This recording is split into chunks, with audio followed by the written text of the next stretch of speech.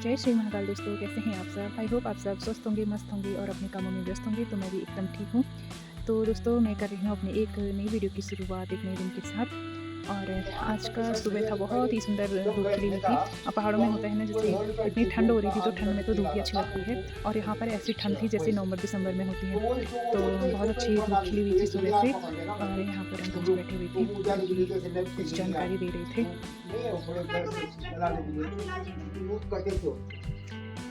अभी लाते हैं लोग को आते ये दवाई छिड़कते हैं तो उसमें तो जरूरत पड़ते नहीं तो वो काम नहीं करता ना का पता नहीं मुझे क्या बोलते ऐसा नहीं है मां से वही बोला है मां से क्या होती है लेकिन और जा किचन में बैंक का पड़ा बेटा है टोटो ए कोको कोको ले कोको घास। तो कोको भी बहुत समझदार है। जब मैंने उसको टोटो बोला तो उसने देखा नहीं। जब मैंने उसका नाम लिया कोको तो उसने एकदम से मेरी तरफ मुड़ गया। और दोस्तों हम चल गए थे और एक नए सफ़र की तरफ, जो कि आज का हमारा होने वाला था गंगोत्री धाम की यात्रा के लिए। तो यहाँ पर देखिए हेलीपैड, यहाँ पर हेलीपैड बना हुआ है और जो भी हेलीकॉप्टर से आते हैं तो वो यहाँ पर रुकते हैं और यहाँ से फिर गाड़ी की व्यवस्था होती है गंगोत्री धाम के लिए। तो हमें भी बस जो सामने रोड दिख रही है हमें यहीं से जाना था और ये रोड हरसिल वैली की तरफ भी जाती है। और यहाँ पर देखिए सुंदर से सेब के बागान थे, ये सारे सेब के पेड़ थे। और हम चल रहे थे गंगा मैया के दर्शन के लिए गंगोत्री धाम की ओर। तो यहाँ पर कुछ गाड़ियों के ऊपर देव डोली थी जो कि गंगोत्री धाम से स्नान करके वापस आ रहे थे, तो काफ़ी सुंदर लग रहा था। और ये देखिए नदी के उस पार एक सुंदर सा बड़ा सा गाँव यहाँ पर बसा हुआ है नदी किनारे, बहुत ही सुंदर लग रहा था। और यहाँ का मौसम की तो बात की जाए यहाँ पर तो बहुत ही सुंदर यहाँ का मौसम हो रखा था, बहुत ही अच्छा। और चारों तरफ देवदार के यहाँ पर पेड़ थे जो कि बहुत ही खूबसूरत दिखाई दे रहे थे। यहाँ पर सिर्फ देवदार के और चिड़ के तो यहाँ पर बहुत ही कम पेड़ थे, लेकिन देवदार के बहुत ही ज़्यादा मात्रा में यहाँ पर पेड़ थे। और हम चल दिए थे हरसिल की तरफ से ही हम लोग गए थे। हरसिल होकर ही यहाँ का रास्ता कटता है, लेकिन मेन मतलब मार्केट से ही गंगोत्री धाम के लिए अलग रास्ता कट जाता है। हम हरसिल में नहीं रुके क्योंकि हम कल हरसिल में रुके हुए थे, तो कल हरसिल घूमे तो आज हम लोग चल दिए थे गंगोत्री धाम की यात्रा के लिए। तो यहाँ पर था बहुत ही बड़ा पुल जो कि मेरे फ़ोन में गाड़ी से पूरा नहीं आ रहा था। हाँ, अगर मैं बाइक स्कूटी पे होती तो शायद इसका अच्छे से व्यू मैं ले पाती, लेकिन चलो कोशिश तो की मैंने थोड़ा बहुत यहाँ पर व्यू निकालने के लिए। तो हम थोड़ा सा आगे आ चुके थे और यहाँ पर था भैरव बाबा का सुंदर सा और बड़ा सा मंदिर। यहाँ पर होटल्स वगैरह भी थे और काफ़ी सुंदर मार्केट है यहाँ पर, और बहुत ही बड़ा भैरव बाबा की मंदिर भी है। और यहाँ पर था ये शायद सरकारी क्वार्टर्स थे। और यहाँ पर देखिए आप हिमालय का व्यू इतना सुंदर दिखाई दे रहा है। और ये जहाँ से यहीं से गंगा नदी का मतलब यही गंगा नदी का उद्गम स्थल है। तो यहाँ पर यात्री लोग जो यात्रा करके वापस आ रहे थे वो लोग रुके हुए थे अपना जगह जगह में लोग गाड़ी खड़ी करके नाश्ता वगैरह बना रहे थे अपने लिए। बहुत दूर से आ रखे थे, मैं जैसे कि मैंने आप लोगों को बताया कि अदर स्टेट से भी आ रखे थे, जैसे पंजाब, हरियाणा, बहुत दूर दूर से लोग आए हुए थे गंगा जी के दर्शन के लिए। तो यहाँ पर सभी लोग बैठे हुए थे, अपना नाश्ता बना रहे थे। मतलब बसेस खड़ी थी तो पूरे एक ही जगह के होंगे तो सभी लोग मिलजुल कर खाना बना रहे थे। और बहुत ही अच्छा यहाँ पर लग रहा था, बहुत ही मतलब एक अलग सा वाइब आ रहा था। अगर आप लोग गंगा जी के धाम के लिए आएंगे तो आप लोगों को खुद ही अलग सा महसूस होगा यहाँ पर। मैं शब्दों में बयान नहीं कर सकती कि मुझे कितना शांति और अच्छा महसूस हो रहा था। एकदम मतलब ऐसा लग रहा था कि मैं पता नहीं कहाँ आ गई हूँ। और यहाँ भी कोई जन्नत से कम नहीं है। अपने पहाड़, लोगों को शौक़ होता है बाहर अदर कंट्री में जाने का, लेकिन मुझे तो सिर्फ अपने ही पहाड़ में अच्छा लगता है। बस पहाड़ों में घूमते रहो, क्योंकि बहुत सी जगह ऐसी है पहाड़ों में घूमने के लिए, बहुत अच्छी जगह है। वहाँ का व्यू अच्छा है, वहाँ के लोग अच्छे हैं, वहाँ के लोगों का नेचर अच्छा है। और थोड़ी सी आगे जाके हमने करी कार पार्क साइड में, और उसके बाद हम पहुँच चुके थे गंगोत्री धाम के मेन गेट पर। यह है गंगोत्री धाम का मेन गेट, जहाँ पर कि काफ़ी भीड़ थी और हम पहुँच चुके थे गंगोत्री धाम में। तो ये है गंगोत्री धाम का व्यू और ये है हिमालय पर्वत जहाँ से गंगोत्री का उद्गम हो रहा है। गंगोत्री मैया, गंगा मैया जहाँ से निकल रही है। तो ये है गंगा मैया जी, बहुत ही साफ़ और पवित्र नदी है। तो मैं यहाँ पर खड़ी थी और मेरे पतिदेव यहाँ का व्यू ले रहे थे, जो काफ़ी सुंदर, मतलब अलग ही सुकून था यहाँ पर, अलग ही एहसास था। बहुत ठंडी ठंडी हवाएं, सुकून सा एकदम, मैं बयान नहीं कर सकती जैसे कि मैंने बोला है। आप लोग खुद से आइएगा और महसूस करिएगा यहाँ पर कैसा वाइब है, बहुत ही सुंदर वाइब है। और ये है गंगोत्री गंगा नदी के किनारे की व्यू। तो मैंने थोड़ा सा यहाँ का व्यू लिया जो कि बहुत ही सुंदर मुझे यहाँ पर लगा। और उसके बाद हम लोगों ने हाथ मुँह धोया और नहाया तो नहीं क्योंकि सुबह नहा के आए थे और फास्ट भी था।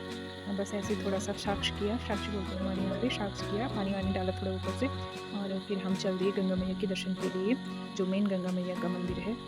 और यहाँ पर काफ़ी लोग आए हुए थे दर्शन के लिए, काफ़ी भीड़ थी यहाँ पर। और यहाँ अंदर कैमरा ले जाना अलाउ नहीं था, इसलिए मैंने वहाँ की वीडियो नहीं बनाई। और फिर हमारे दर्शन तो अच्छे से हो गए थे। यहाँ पर काफ़ी भीड़ थी, आप देख ही सकते हैं, बहुत दूर से लाइन लगी हुई थी। और ये है मेन गंगा मैया का मंदिर। और ये देखिए मतलब डबल ट्रिपल लाइन यहाँ पर लगी हुई थी।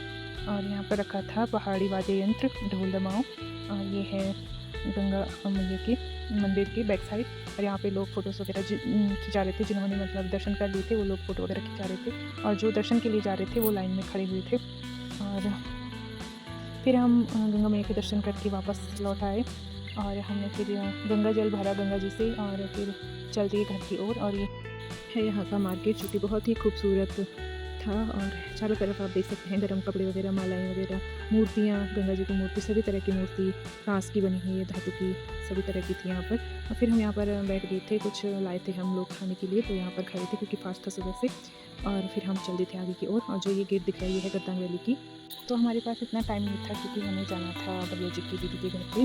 और फिर हम लोगों ने यहाँ पर हरसिल से ऊपर आकर यहाँ पे गाड़ी खड़ी की सड़क में। और यहाँ से था पैदल रास्ता, बहुत ही संकरा रास्ता था, एकदम पतला सा रास्ता था। और ऐसा लग रहा था अगर कोई फिसल गया तो सीधे सड़क में गिरेगा। मतलब यहाँ तो रुकने का कोई चांस ही नहीं था, सीधे सड़क में ही रुकने का चांस था इतने ऊपर से। तो भैया को तो आदत है गांव में चलने की, तो भैया और कोको आगे आगे जा रही थी और हम लोग पीछे पीछे। तो मैं तो वीडियो शूट करते हुए जा रही थी क्योंकि अब पता नहीं कब जाना होगा, तो कुछ यादें मैंने कहा मैं यहाँ से समेट लेती हूँ, कैमरे में कैद कर लेती हूँ, जब भी देखूँगी तो यादें ताज़ा हो जाएगी।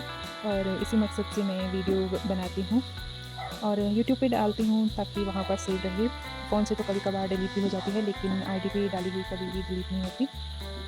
तो यहाँ पर मेरे परिदेव कोको को ऐसे मतलब खेल रहे थे कोको के साथ। वो ऊपर कम जा रहा था क्योंकि उसकी मम्मी तो पीछे थी, इसलिए वो पीछे पीछे को आ रहा था।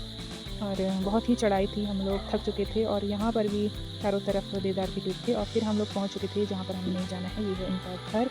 और यहाँ पर भी सेब के खूब सारे बागान थे, बहुत ही ज़्यादा मात्रा में सेब के बागान थे यहाँ पर। और इन्होंने भी बहुत सुंदर से फूल लगाए हुए थे। और ये था इनका नया घर। और जो अभी हम आए जहाँ से वो है इनका पुराना घर। तो हम पहुँच चुके थे दीदी के घर पे। तो यहाँ इनका ऊपर 2 मंजिला घर है, तो हम चले गए थे ऊपर वाली फ्लोर में। और ये देखिए यहाँ पर सेब अब लगे हुए थे, छोटे छोटे इन पर सेब आ रखे थे, बहुत ही ज़्यादा मात्रा में आ रखे थे। तो बहुत ही खूबसूरत इन लोगों ने घर बनाया था, पूरा लकड़ी का घर, इतना सुंदर लग रहा था, ऐसे लग रहा था कि जैसे हम लोग कश्मीर में आ गए होंगे। कश्मीर के घर भी कुछ इसी तरह के होते हैं।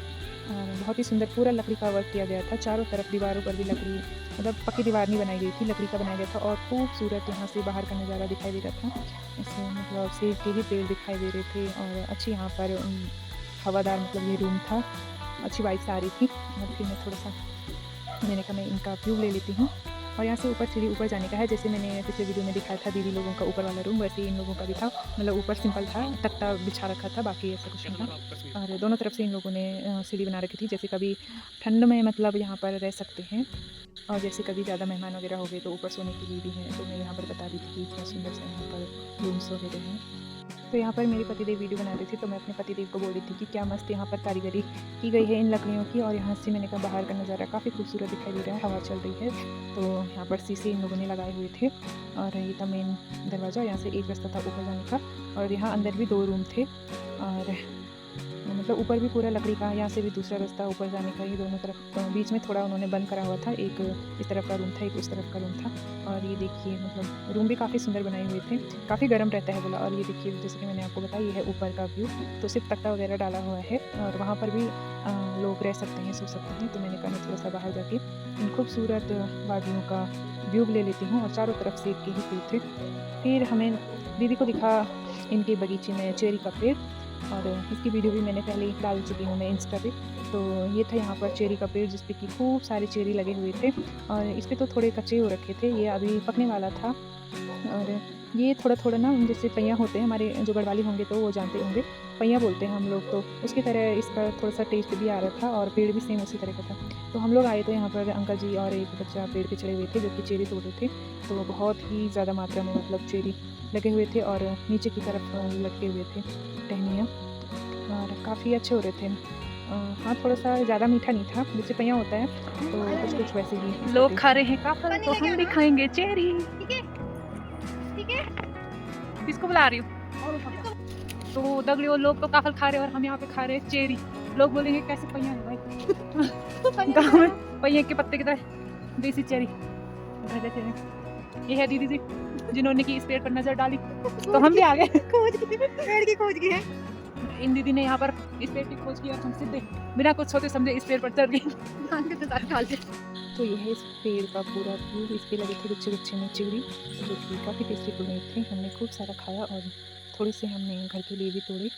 और ये था चेरी का ही दूसरा पेड़, जिस पे कि अभी भी कच्चे वाले चेरी लगे थे, पके नहीं थे पूरे। और उसी के बगल में था ये पका हुआ पेड़, जिस पर कि खूब सारे चेरी पके हुए थे। और हम लोग गए थे जून में यहाँ पर, और हमने खूब सारी चेरी वगैरह खाई यहाँ पे। और फिर हम लोग आगे, उस टाइम था काफल का मौसम और गांव में भी खूब सारे काफल आ रखे थे बोला।